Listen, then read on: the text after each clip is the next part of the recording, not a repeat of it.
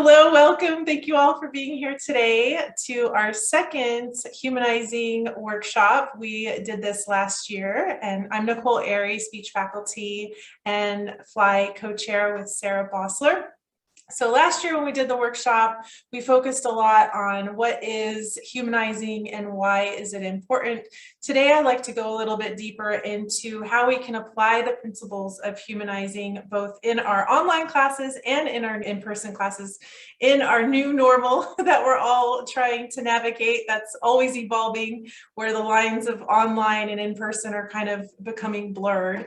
And I think in this new normal, we've found in talking to my colleagues a lot of experiences that are a little bit different. Some are the same, but the students are a little bit different after having gone through this pandemic. So we're trying new ways to engage them and get them to participate. And I think humanizing can really help us with that.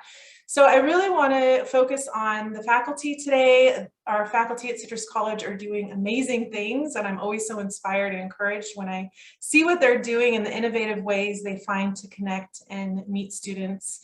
And so we're going to implement a lot of some experiences of faculty, and they're going to be sharing that with us and how they've applied these humanizing principles. And then I also have a couple examples of students who really did a great job of expressing and sharing how this humanizing that we're implementing is affecting them positively. Then our next workshop on May 26th, Dr. Senya Lubicic will be talking about the technological tools and resources that we can continue to work on applying to both our online and in-person classes. So to me, humanizing is enhancing the human connection in online education. That's kind of where it starts. And then also looking at how we can bring it into the in-person classes. Creating a sense of community, expressing empathy, communicating that you care, helping students to feel seen and valued. And really at the core of this is interpersonal communication, trying to build a relationship with our students, letting them get to know us while we get to know them. And a lot of what I'm sharing with you today comes from the @ONE course that I took on humanizing online education a little over a year ago. That was a 4-week course, 10 hours a week. So we went really deeply into all of the elements that we're going to be talking about today. And I'll be including some links in the slides so that if you want to explore more of this information, you can.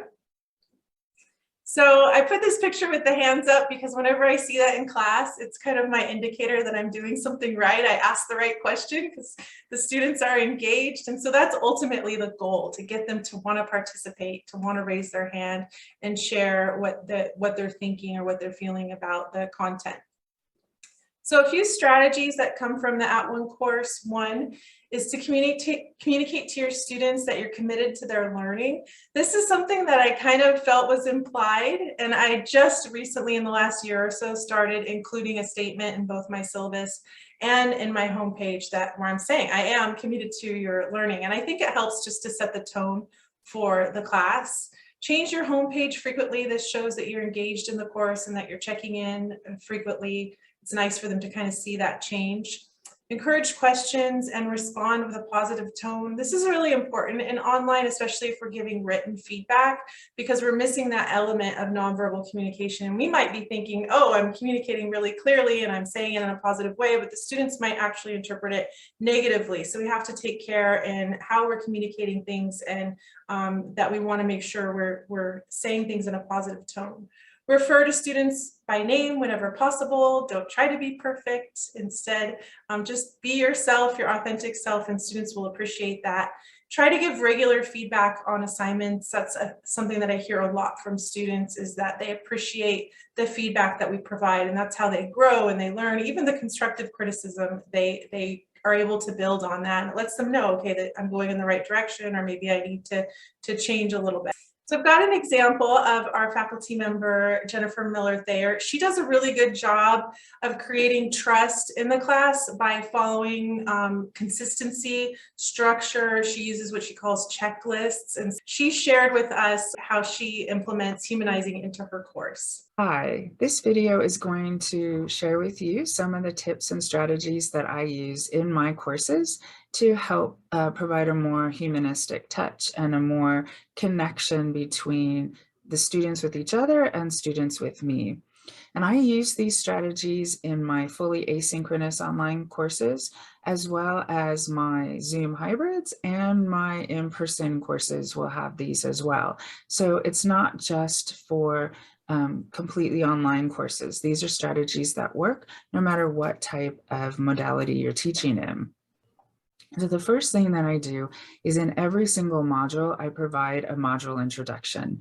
And these are really important because they help the students know exactly what is in the module, what the due dates are, how to do the assignments, things like this. And I don't put all the directions in these, but I give enough directions so they know if there's a reading attached to an exercise, for example, when the due dates are, things like that. So they have a heads up, and then each module page will have further instructions if they need it, or repeat the same instructions again, since that way, the more things are repeated, the better students tend to absorb the information.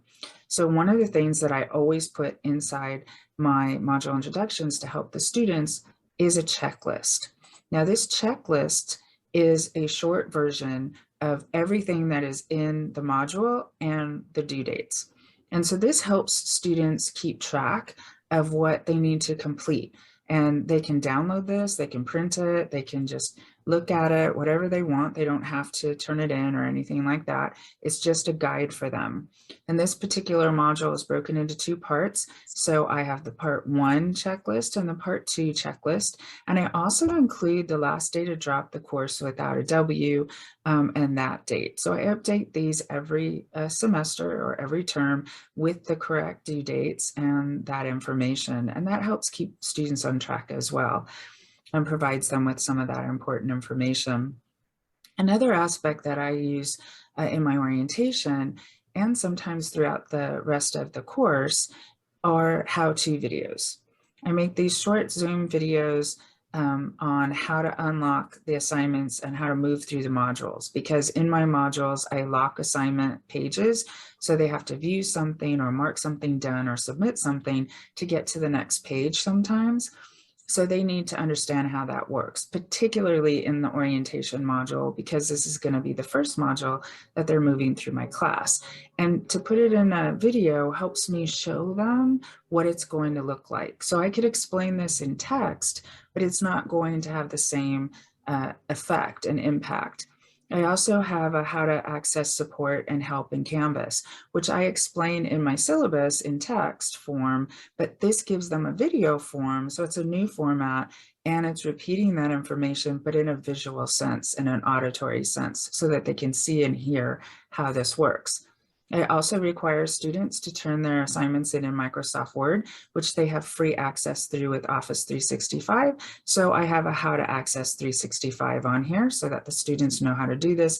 And this is one that I do repeat throughout the course, and I can put this with all of the assignments where I have a requirement for them to use Microsoft Word, so that way they have the link right there in the directions and they don't have to go back to the orientation module, but they could if they wanted to.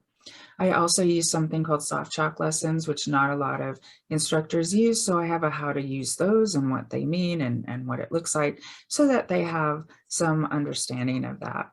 And so that really helps get them situated in the class. It brings a little more human component to them so that they're not just reading everything, because as you can see, there's also a lot of text here. So it breaks that up a little bit. Another item that I put in all of my modules as well is the student cafe discussion board. Now you can call this whatever you want. I call it a student cafe to kind of evoke the idea that they can sit and chat with each other. This is an informal, ungraded discussion board.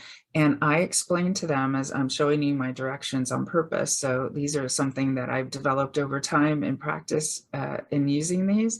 And I find that this is the best method so far, and I'm always tweaking them as I go. But basically, I explain to them that this is a way for them to communicate with each other, that they can discuss class topics, ask each other for help, share resources, that this is a place for them to interact with each other. So if they have a supportive comment or an answer, then they should feel free to to post it, along with questions. I also let them know that I do check the discussion board so that I will be in there, and I do get notified when someone posts something. And so I will check on that and make sure that someone has answered. And if a student hasn't answered, I will answer for them. And when students do answer, I often will post a supportive comment like, that's a great answer, thanks for helping out. So that continues that kind of behavior and gets them to continue to interact with each other in this space. I also remind them, though, that if they need help quickly, they should email me directly, because I don't check this every day. I check it roughly once a week, or when I get a notification that someone has posted something. And so I want to make sure that they know that it's faster to email me if they want a response from me specifically. I also remind them, as you see in that nice purple line towards the bottom, it says, remember, this is a public space, so everything you post here can be seen by everyone in our class. So do not post private information. And that's a really important thing to put in there to make sure that students aren't posting something private. I also remind them not to post any assignments there because they cannot be graded in this forum. Now, that doesn't mean students don't, but at least when they post something there, I can say, remember, you can't do this because I can't grade it here. You need to put it into this other space. And, that happens initially in the first couple modules sometimes, but usually they figure it out after the first module or two. So these two items are in every single one of my modules. And the nice thing about the Student Cafe discussion board is, in the orientation module, a lot of the students, they're not required to post anything if they don't want to, but so many of them will post little welcoming messages like, I'm looking forward to meeting all of you. I'm excited about being in this class. Good luck, everyone, for the semester, and those kinds of things. And when they start off that way, they tend to interact more on here. And that's a great, just supportive space for students to be in and to get something out of. So I highly recommend doing something like this. And just so you know, other classes, they won't post anything in there. So sometimes it's a miss and sometimes it's a hit. So you never know what you're going to get. But I have more students using them than not, and it does seem to foster some good interconnected space for the student. So another thing that I wanted to share with you, and the last thing I'm going to share with you for this video, is student advice from previous students. I offer extra credit at the end of my terms to students who want to offer advice to future students. And so I have them make a short video, I put it in Canvas Studio, and I upload it. I have 4 here, and the students are not required to watch these, but you could have them required to watch them if you wanted to. But I find that a lot of students still do watch them just because it's a student perspective. And I love having these because the students do a great job in telling them things that I tell them too, but because it's coming from a student, I think it makes a bigger impact. So they tell the students things like, stay on top of your readings, get a calendar and put your due dates in there and check it all the time so you don't forget to turn something in. Read the module introductions, read the directions, things that we constantly tell students over and over. But when it's coming from another student who successfully completed my class, I think it makes a bigger impact. And so they're very short. They're from about 1.5 to 2.5 minutes long, and they're packed with really good advice. And the students do a great job.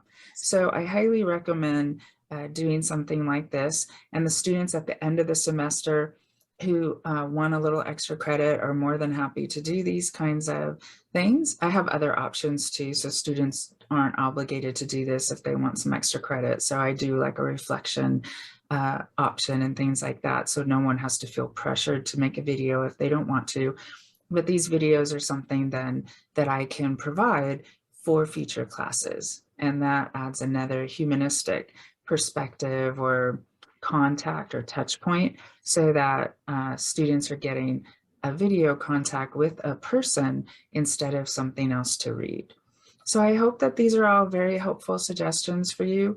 Please do feel free to reach out to me and ask me for help or give me tips or things. If you have other strategies that you try this and you find a new way of doing it, please share.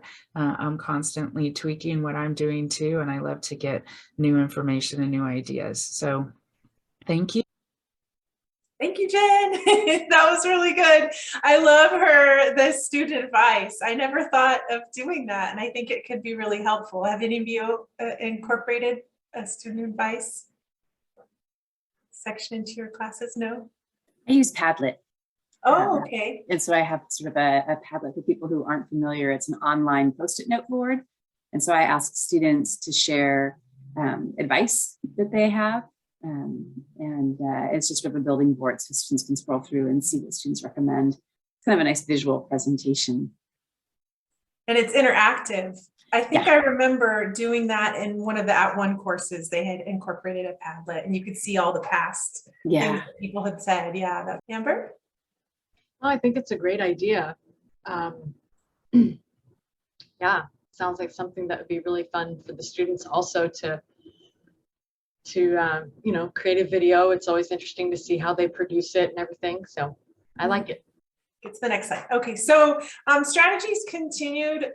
We want to try to teach our information in multiple ways, so we're adapting to the different needs of students. And Jen had actually mentioned that she gave options to her students in responding to the assignment. They could post a video or written response. That also applies the universal design for learning. We can track student logins using the people area in Canvas. I always like to do this early on in the semester so I can reach out to the students who I can see aren't really logging in very much and say, you know, tell them, hey, I noticed you're not logging in. You know, it's nice to see that time breakdown. And then we can also look at the student interactions report. I actually learned this in our last Canvas best practices. I didn't even know this was there. This was something we could do. And it's really helpful. You can actually see how much you've interacted with students and kind of keep an eye on the students that you haven't reached out to and maybe send an email, check and see how things are going for them. The way you access it is in the way I've found to access it is in the people section of Canvas. And then up on the 3 dots on the right, you click on the dots and then it says student interaction report. Is there another way to do that, Senya? Is that? The new analytics, the analytics for each course also shows you that. And you have all of these fields where you can search and filter for different things. So you can look at particular assignments or a certain time period, but you can also kind of drill down to the individual student as well. Good to know. Thank you so much. And then last, embedding images into your written announcements to make them more engaging. Canva is a great resource for this. It's really fun. There's lots of really nice templates. So if you're not real creative, they can kind of help that along. And Patrick Schmidt did a great workshop on Canva that's on our Fly YouTube channel if you want to check that out. He really went step by step on how to create a page or something through Canva. So next I want to show you Martha. She is nursing faculty and she does a really good job of providing an example of how to incorporate images into our Canvas shells. Hi, my name is Martha Deladillo. I am one of the full-time faculties for the Health Sciences Department. I teach nursing courses, and I'm just going to go ahead and briefly discuss on how I have come to humanize my online course.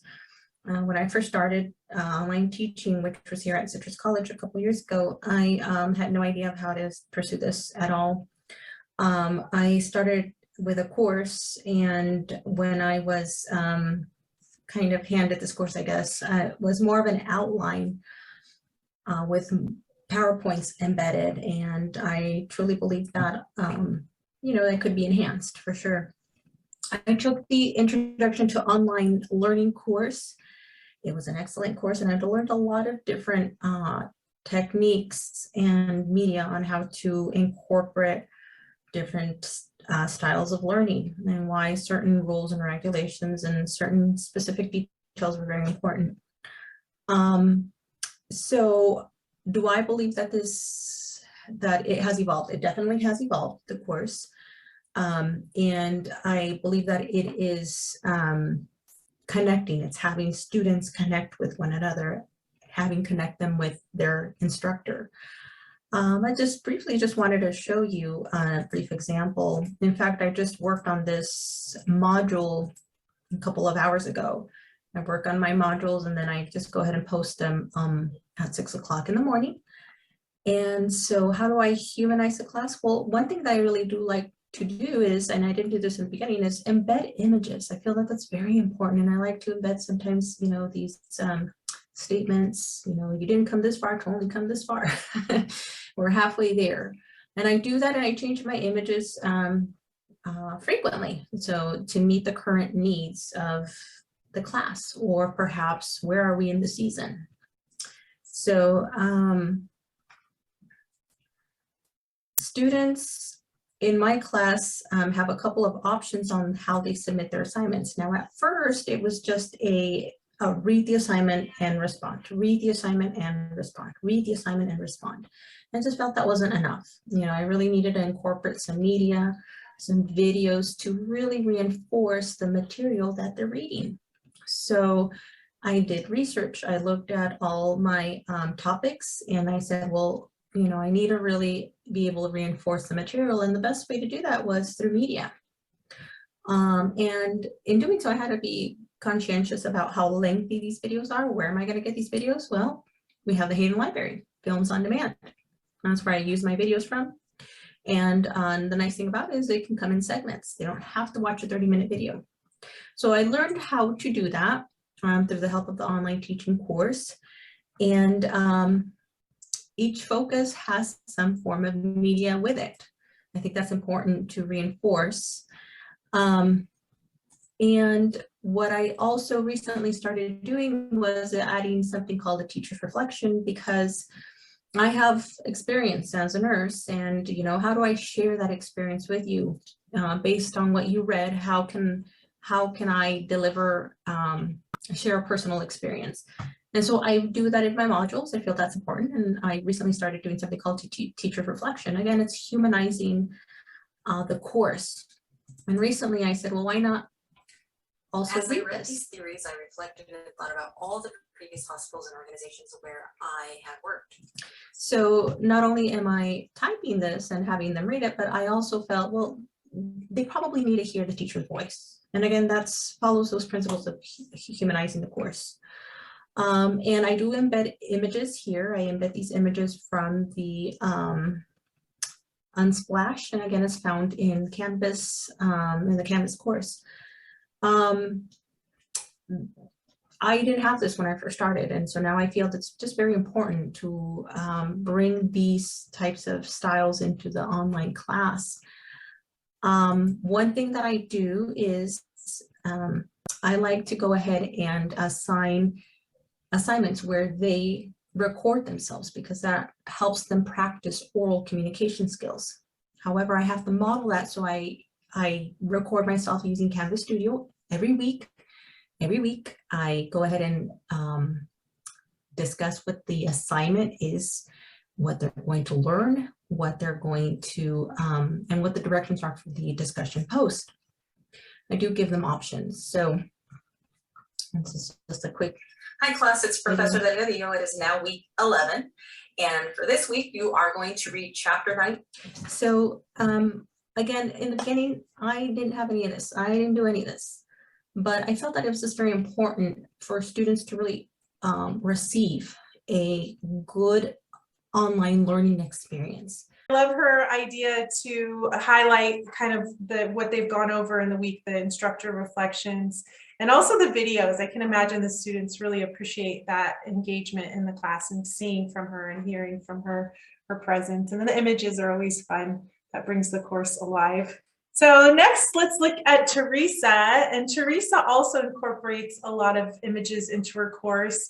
She also brings in her presence. She shares who she is with her students early on, and I think they appreciate that, and learning kind of what she likes to do and how she spends her time. And she's also funny. She has a great sense of humor that she incorporates into her courses. Hello, fellow faculty, and welcome to humanizing your material. I guess that's what it is. That's the topic of the day. I'm sorry I couldn't be with you live, but I had an appointment this week that I couldn't get out of. So basically, I don't think I do anything that anybody else doesn't do, probably. So I was a little confused about this, but I'll talk about how I make my class less like a robot teaches it and more like there's a human being with thoughts and feelings behind it, which I think is everybody's goal. So my overriding philosophy is I want to make my class as much like my face-to-face class as I can. And that's kind of my guiding thing. So to that end, I try to make all the language on my website very conversational, including my syllabus and most of the assignments. I try to make everything with a delivery just like I would have it in the regular class. I want it to have my personality, my sense of humor, all of those things. And I think a lot of people, when they start writing, automatically go to the more formal forms of writing. And so if you can make it as much like a regular human speaks, I think that's helpful. It's helpful for me because I want everything to be, you know, very, very easy to understand and have a personality. So that's kind of my overarching thing. Everything is conversational. I'm going to share my screen here. So this is my Art 199 website.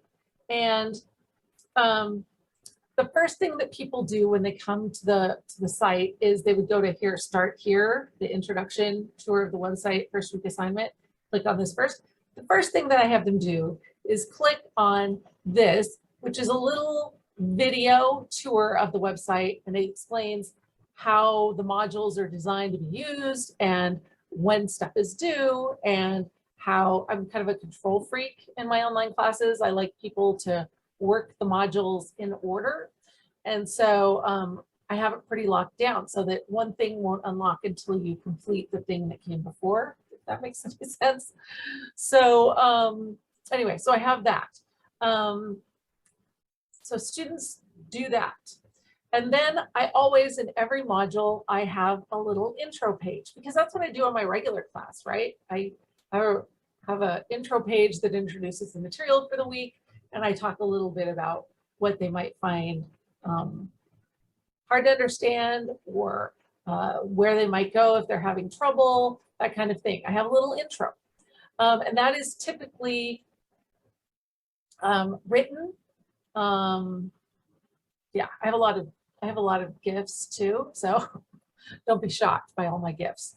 Another thing that I have is I want to encourage like a sort of a digital community in my class.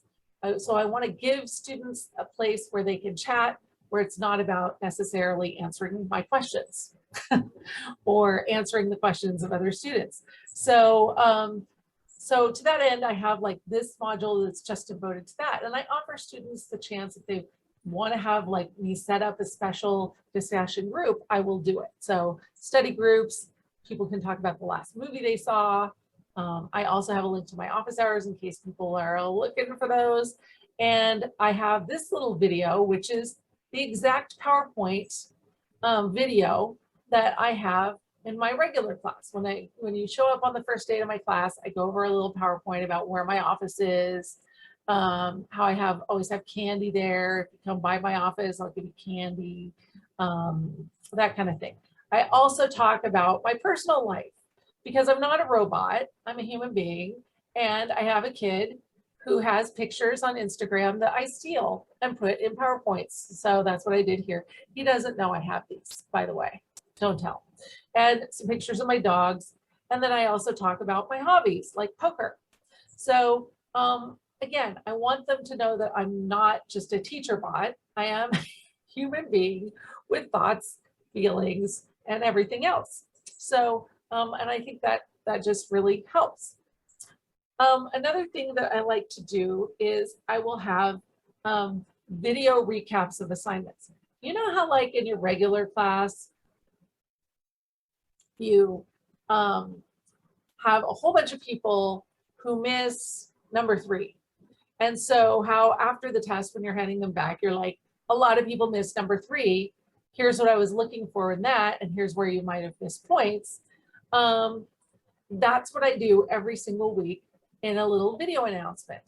It's not always about class feedback, but it's usually about what I found when I was reading the answers. And the good part about that is, you know, if you're teaching online, lots of times you spend a lot of time typing feedback, wondering whether the students will ever access it or see it. And so what I usually do is now, if I find a common mistake happening over and over and over, I'll just say, you might want to watch this week's video announcement because I covered this topic in that. And that way I don't have to, you know, I can just copy and paste that into all the people that missed that question, because I'm going to talk about it in my video announcement, and that will hopefully give them that feedback that they need. I hope this helps. Again, I don't think that this is so, like, I don't think that this is something that didn't occur to you. So I really hope this is helpful. But anyway, good luck. Good luck, everyone. It was so fun to see she plays poker. I didn't know that. That was really cool. She looks like she's professional at the professional level. And I love how she, in the beginning, she talked about creating a conversational tone, bringing that tone into the course. That's definitely an element of humanizing. Creating the digital community is also really good, how she talked about that, and the humor throughout. Teresa's a good example of incorporating videos into her course, and we can do this just very briefly. It doesn't have to be this big long video. In fact, I think the shorter the better. I found that the longer my videos, the less likely students are to watch them, and we can do it in the beginning of the course. Welcome introduction video is always nice because that's when their anxiety is high and they're wondering what they got themselves into. And if we can warmly welcome them into the class, that helps. Create a course tour. I do that in the beginning. I try to catch all the questions that oftentimes I get the emails in the beginning of the semester. How do they find the assignments and the different basics of what to look for in the course. You can record a brief video to introduce each new learning module. We saw this with Martha. She does it every week. And a little tip is if you don't include dates, you can use that same video in the following semester and not have to re-record it every time. Embed a video of yourself sharing a story that personalizes content. And you can even use voice and video feedback in the Canvas gradebook. This is great when students can hear you because they hear your tone, they hear your nonverbals, they hear your caring message. And we don't have to do it all the time. It is a bit time consuming. I think it takes a little more time to add the video or the voice. But if we just do it peppered now and then throughout the course, or maybe even that first assignment that they turn in when their anxiety is high and they're still kind of getting to know you in the class, incorporating that can be really helpful. So someone who does this very well is Karsten Dow. Again, he's got a great sense of humor and his dog usually plays a cameo in his videos, but he really humanizes his course with the use of videos, and he's going to show us how. Hey, Crypto, do you want to be in this video with me, or do you just want to fight and lie there and just do this all day? You just want to lie around all day? You don't want to be in a video with me? Okay. That's a pretty typical Crypto move. Hello, everybody. I'm Karsten Dow from Language Arts. And today I'm going to talk to you very, very briefly about humanizing myself in my course in order to increase student engagement. I think what you just saw there is an example of my #1 rule when it comes to teaching online and to some extent teaching live, and that is lack of artifice. Not a professional videographer. I'm not a particularly good public speaker, and all my attempts to polish myself just don't seem to really work. So what I learned, especially in my online classes, is to stop trying. That's why I instead of doing 1 or 2 very carefully modulated, scripted videos for my classes, I just do a bunch of videos, a bunch of them wearing t-shirts with my hair like this, and all of them featuring my dog Crypto, who is clearly the most popular and successful component of all my classes. In general terms, what I like to do with my classes, I think to try to make them more relatable for the student. first is just to remember who I was when I was 18 years old. Sometimes I think that's easier for me than it is for other people for some reason. But as an 18-year-old, 19, 20-year-old, I was fairly lame in terms of being a college student, certainly not a proactive person at all. And I was often ran up against the idea that older people seem to think I should know things that I just didn't know. And that feeling that they expected this knowledge from me caused me to not ask any questions whatsoever. And I think that comes from not having a family that had any history at all with college. So, which is probably similar to a lot of our students. So I do try to remember that as I go through my classes, that the students don't know a lot of things, and my expectation that they should know them does not help them. I've had an experience being even in graduate school, being in an office with a very well-respected, nationally renowned literature professor who had called me in there to basically tell me that the thing I had done wrong on some paper, the thing I had left out, was a personal insult to him. And he went on and on about how ashamed he was, how embarrassed he was for the college that I was in grad school there.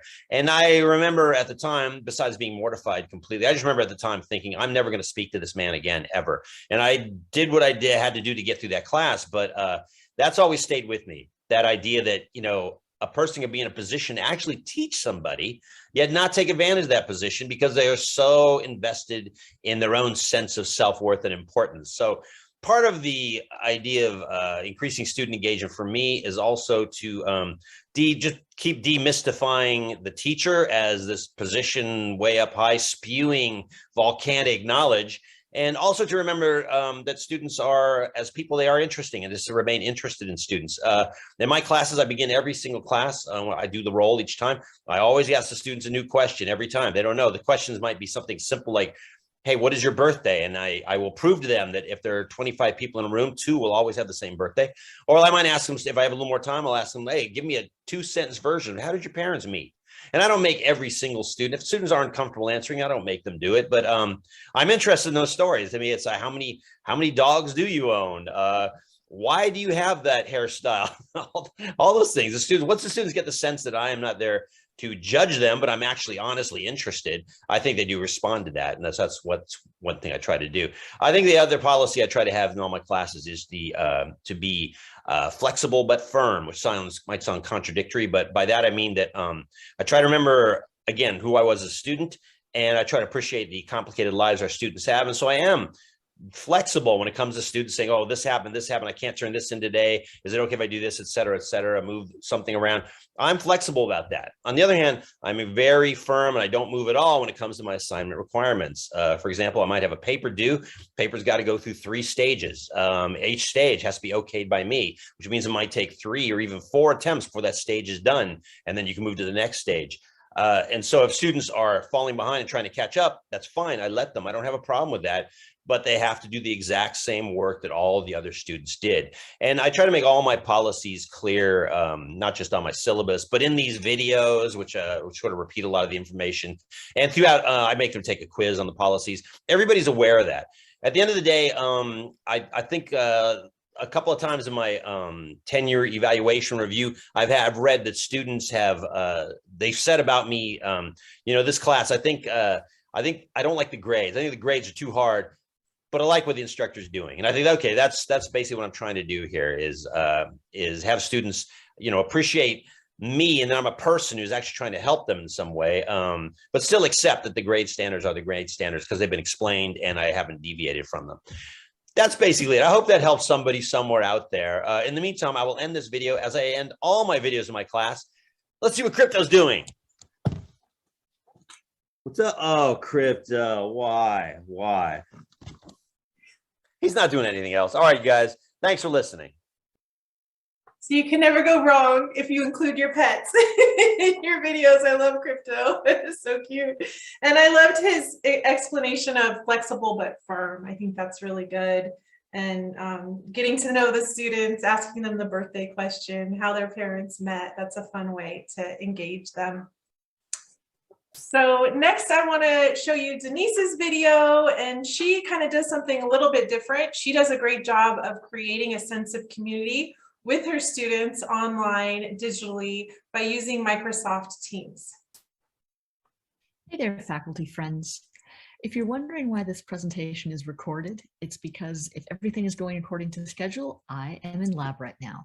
But luckily, we have the option for me to make this recording and to watch the recording that you folks made later, so at least we can still communicate. Speaking of communication, you don't have to do all the work of humanizing a course. If you provide a communications hub and you give activities that require students to work in groups, a lot of the humanization can happen organically. My students were the ones who took the lead in teaching me about this. In winter 2021, I was teaching astrobiology online for the very first time, and I was extremely lucky to have had a core group of very motivated, very positive students who set the tone for the class and helped me understand what they needed to succeed. In particular, Joash Chavez, who is a business administration major with a tiny son who, even before he could walk, expressed a preference for looking at the moon, and Bree Fuentes, who is an English lit major, and she was also great at balancing her responsibilities of family, boyfriend, other courses, and I think 2 or 3 extra jobs. These students and many others like them were absolutely tremendous in helping me figure out that, first of all, you need to have a core place where students can go to talk to each other any type of day or night. So Joash started this on WhatsApp because he was familiar with that, and the whole class gravitated to it immediately. It was just great as far as setting the tone for the class, helping everybody collaborate. Nowadays, I use Microsoft Teams. This is thanks to Gloria Ramos, who did the amazing magic trick of converting this lifelong Apple user into a Microsoft Teams fan. It's great for file sharing. You have instant messages. You can open teleconferencing windows right away. And best of all, students already have this as part of their student fees. So it's part of the Microsoft Office suite, and it makes a lot of communication seamless. You can even post announcements. You can fiddle around with emoji and stickers in a social media-like environment. So very friendly, fun, and robust software to use. Here's a quick overview of what Microsoft Teams apps look like. You can see that there are separate windows for instant messaging. I've also created small meeting rooms that people can go into if they don't want to share a conversation with the entire class. If students want to be really private, that they can invite other students to a group chat that includes only those students. The way that I do group work now, after many trials and tribulations, is to have 3 group assignments that are low stakes before the midterms, where the groups are randomized by Canvas. And then after they've had a chance to meet some people in the class, decide whether they want to work alone all of the time, some of the time, or none of the time. They can then do the assignments in groups or individually from there on in. Doing it this way helps draw people to the instant messaging app, because when people are unfamiliar with Teams, they're not going to use it after one introduction. And also it helps them with a lot of the technical aspects of this process, as you can see in the following video, where students are also having a lot of fun. Let's take a look. We are recording, so we are all good here. Recording. How the hell do I even ask you? I'm recording. Hello, Professor Denise. Oh, hey girl. I think. Oh yeah, it's being recorded. It's being recorded. Where does it go? I don't know. So we are, what is our group name? What's the most interesting or surprising thing you've learned so far from this course? When you think about how big space is, to find out it's been like moving for like quite a long time.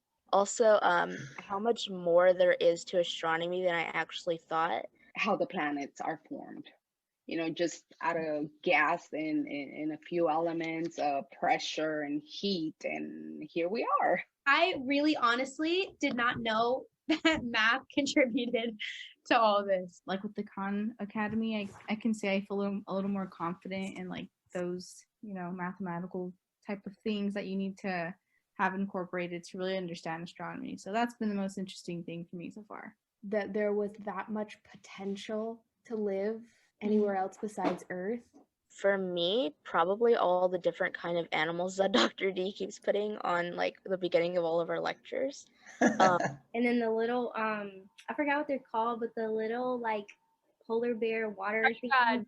Oh, the tardigrade? Yeah, like those are so weird looking, but oddly like kind of cute. So How do we stop the recording? I promise I'm not being a bad host or anything. I just don't know how to work this thing. Bye, Miss Teacher. Bye. Bye, Miss Teacher. Sorry, Professor. Delete that part. Delete that part. And this is now the end of our transmission. Thank you for watching. Students report that trying to make group meetings work is one of the hardest things about this course, far harder than understanding any of the content or figuring out what the tech tools are. But I've also heard many comments that it's very rewarding as well. So it's risky teaching this way, but the rewards, I think, are worth it. I'd like you to report about whether you've had any successes or failures, pros or cons in this area, because no doubt a lot of you are trying things like this already. Let's communicate and let's humanize. Thanks very much, and I'll talk to you soon.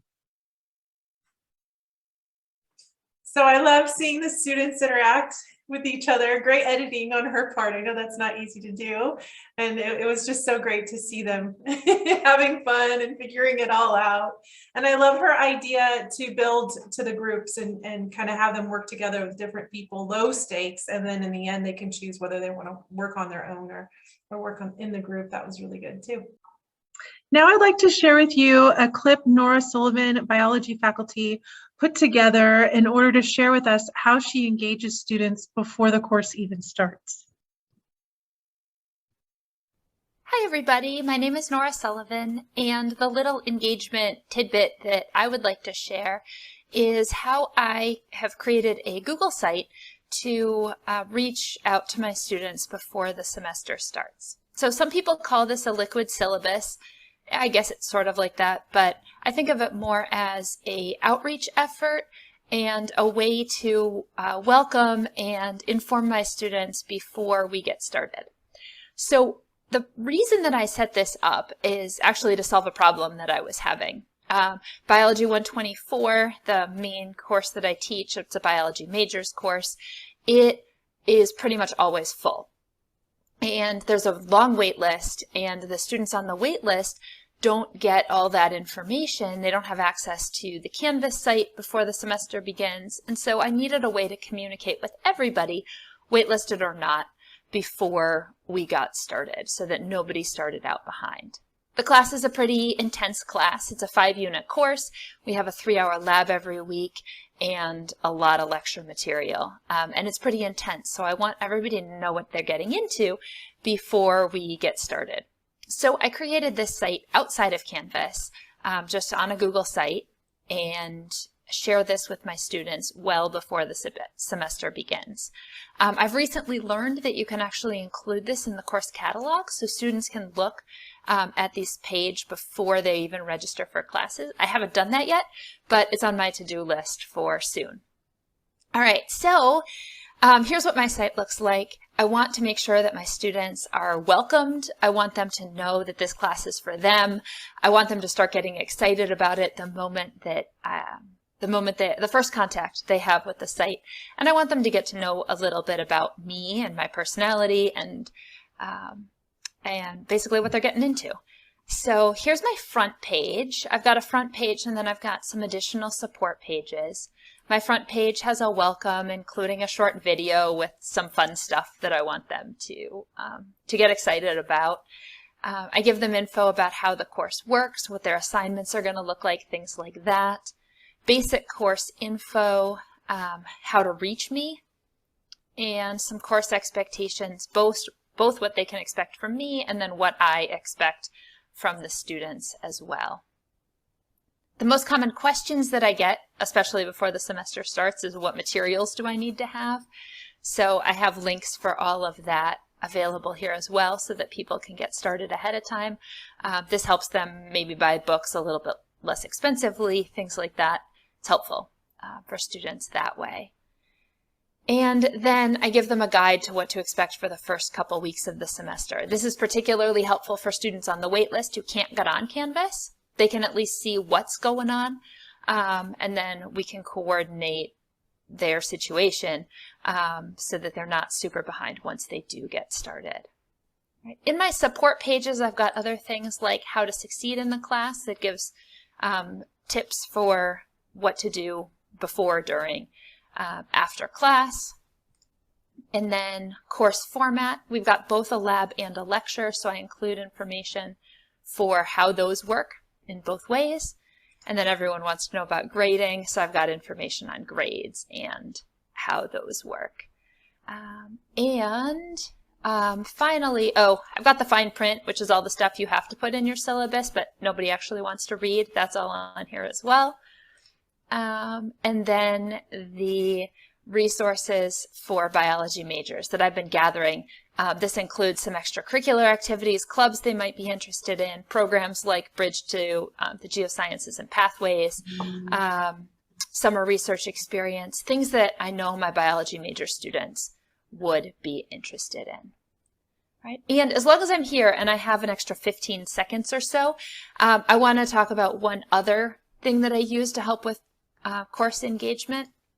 And it sort of fits under the grading category. So in my class, I use this thing that I call tokens. And tokens are no questions asked extensions on any assignment. Students start the semester with a fixed number. They can earn more by doing particular activities throughout the semester, and then they can spend those tokens to give themselves an extension when they need it, when they need a little more time to study for an exam, or when something comes up last minute, or any event that happens in their life. It's gotten me out of the business of being the arbiter of, is this a valid reason for an extension or not? It really puts the onus or the responsibility on students to have a better sense of what they need at any given time. I think they're awesome. They've made a huge difference in my teaching. And so if you want to try them out, I'm happy to talk about that. Also, if you want help building a Google site, please reach out. They're really easy, and I'm happy to help talk you through that system as well. Right. Thanks, guys. See ya.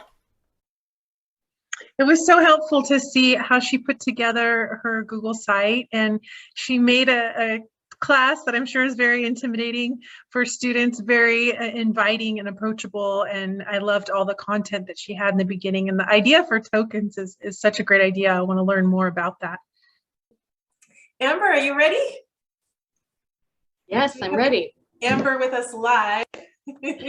All right, so I'm Amber Durfield, English faculty, and just want to share you this brief slideshow about Bitmoji. Well, I want to talk about two things today, Bitmoji being one of them, which is the more fun of the two. So I'll talk about that first real quick.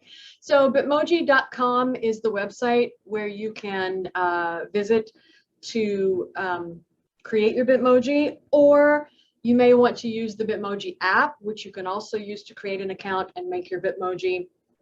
But this is an example of Bitmoji. Another example is if I stop my video and you're looking at the speaker view and you can see us on the right-hand side of the screen, you'll see I turn into a little owl with a graduation cap. That's another Bitmoji that I have that I actually get a lot of love for here at Citrus. So I'll show you how you can also become an owl wearing a graduation cap. But this is another example. It's me saying hi. So what is Bitmoji? It's basically you as a cartoon, which is so much fun. And it's not only for using for your classes and stuff, but you can use it personally. Like I'm on a group text with my mom and sisters, and we inundate each other all day long with different Bitmojis. It's just a lot of fun. So easy steps. First, you create your Bitmoji at bitmoji.com. And then there are a couple of ways you can access it. One way is to download the app, which there is an app version for Android and for iPhone. And so that's how you can use it for, on your phone, your personal device. There's also a way to add it as a keyboard on your phone. which allows for easy, quick access, which is how I'm so able to quickly overwhelm people with Bitmojis all day long, every day. The second way to access your Bitmoji is to download the browser extension for use on your computer, which I can show you in a moment. I'm not sure, I use Google Chrome primarily. I'm not sure if there's a browser extension for Firefox or other browsers, but for Chrome, definitely there is. Step 3 would be, of course, use your Bitmoji in Canvas announcements, when you email people, or as your Zoom profile picture, which I showed you a moment ago. Here's a screenshot of my one of my current classes, and you can see here to the left is a Bitmoji that I've added to the top of an announcement. Additionally, to the right side, you see sort of a little pull-down menu, and that's an example of what it looks like when you have the Google Chrome extension. So you can quickly copy and paste the Bitmoji from the Bitmoji app that's coming through your Google Chrome browser and put that into your Canvas announcements or what have you. Okay, I'll stop sharing that, and then hopefully I'll be able to share my screen with you. Just want to show you the Bitmoji website. Okay, so you should see Google Chrome again. So to create an account, it wants me just to go to my account because I'm already logged in, but when you click go to my account or create an account, you could either log in here or sign up for one. So it's very simple, just provide your email address, make a password, very easy to do. When you scroll down, it gives you information about downloading the app.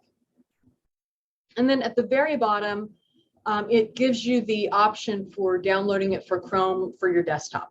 Okay, which once you do that, then it'll show up. You can see it in the upper right corner. My arrow is hovering over it right here. And then that's where you can copy and paste the Bitmoji into your whatever it is, your email, your Canvas page, what have you. Yeah, so it's a lot of fun, and that's that about Bitmoji. The other thing I wanted just to briefly share is what I like to do. I came to the realization not long ago that I was kind of having these memories of when I was a kid. I was always a good kid, and I was always a good student. And sadly enough, I experienced many times over the years where I didn't feel like I got a lot of attention from my professors, my teachers, when I would actually do what I was supposed to be doing and when I would actually get a good grade. And I'm not trying to victimize myself or anything like that, paint myself as, oh, poor me, I didn't get enough accolades, because I did get encouragement from time to time. But my point is that I realized it seems like the students who are struggling tend to get more of the attention, and maybe they should, right? I mean, there's a lot of reasons students struggle in our courses, and we should give them attention and reach out to them and try to help them overcome obstacles and try to provide more equitable solutions for their learning. I fully agree with that, and I'm totally on board with that. But I think we also should do, at least I believe this for myself, we also should reach out more to the students who are doing what they're supposed to be doing, the students who do keep showing up, whether it's in our online classes or in person. And so I've been making a more concentrated effort the last couple of semesters to reach out to students who are speaking up in class, to those who are turning things in on time. And, it does take some mental work. I do have to make a note, often literally, or I'll forget, if that particular student spoke up multiple times during that day's lecture. And I'll send them a message after class, usually through the Canvas messaging system, because to me, that's the faster way rather than going into Wingspan and looking up their email address. You know, it's just faster to use the Canvas messaging system. But I'll email them directly and say, hey, I noticed you spoke up a few times today, and I really appreciate your thoughtful comments, and you were really engaged. And thank you so much for contributing to our classroom environment in that way today. I'll send messages to students, you know, halfway through the semester. I really appreciate how you've been, you know, you've been grinding it out and turning in your work, and you're following directions, and that means a lot to me. I appreciate that. I noticed that. So keep it up, keep going. And at the end of the semester, I will send a message to students who, especially those whom I've seen improve over time. And, you know, I'll send it was nice having you in class. Good luck with your next steps. I'm proud of you kind of message. And I find that almost always the students will reply. In fact, I'll be shocked. I'll be at my computer. I just sent a message 5 minutes ago, and I'll get 3 or 4 replies almost immediately. And they always say, thank you so much for noticing. I really appreciate that. So I just want to encourage y'all, you know, whoever's watching this after the fact, and those of us who are here in the moment, to make a more intentional effort to reach out to the students who are working hard, those who are making improvements, those who are speaking up in class, because that stuff is hard.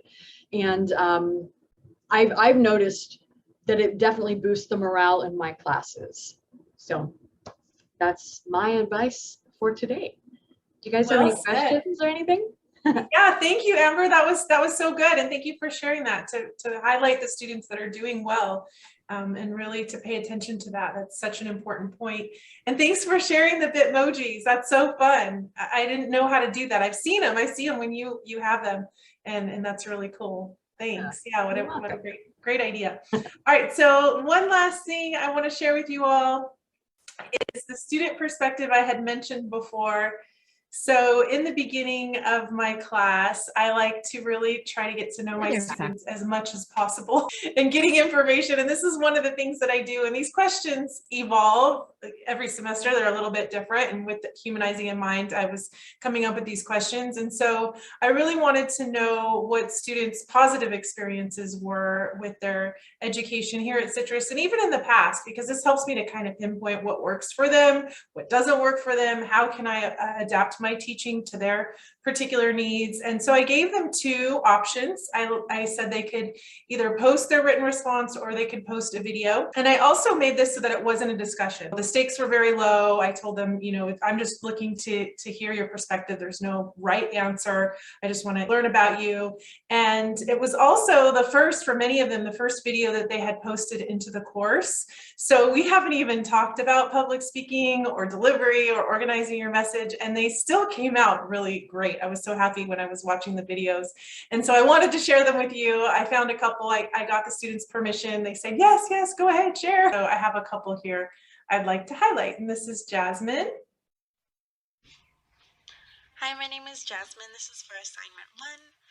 I have been taking college courses since 2019, like late 2019, right before the pandemic started.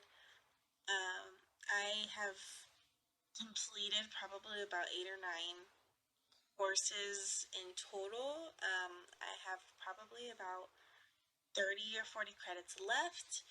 I have had a few hiccups during the way, but so far I'm still trying, which is the best part. My major is English. I'm hoping to get a bachelor's in English and be able to transfer to achieve that bachelor. And also get my teaching credential. I also don't limit myself to this though, because I do other things on the side, like things that actually make me super happy, like performing. I'm in a band. I also do some acting. So that's what I want to do for my major, which being an English major is very versatile. So there's plenty of career paths I can go on, not just teaching, but that's always been one of my #1 goals. I would describe my online learning experience as a positive experience. I actually prefer it much more than being in person, only because of commuting. I don't like commuting, and I don't live close to Citrus. I live about 20 minutes away without traffic. So with traffic, it's like 30, 40. And I really like taking morning classes or classes in my own schedule because I like having the night off. And I work a lot, so it helps me out, and it's really in my favor to have online classes because I have my own time to do certain things. Something that's helped me in my educational success is staying consistent. I have a real issue with just getting up and doing the work. Like, I'm a very big procrastinator.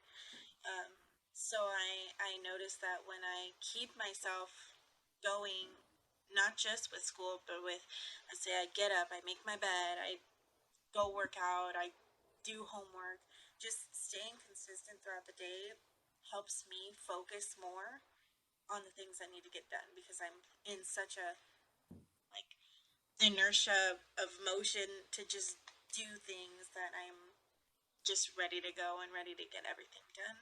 So just staying active helps a lot with my education. Sorry.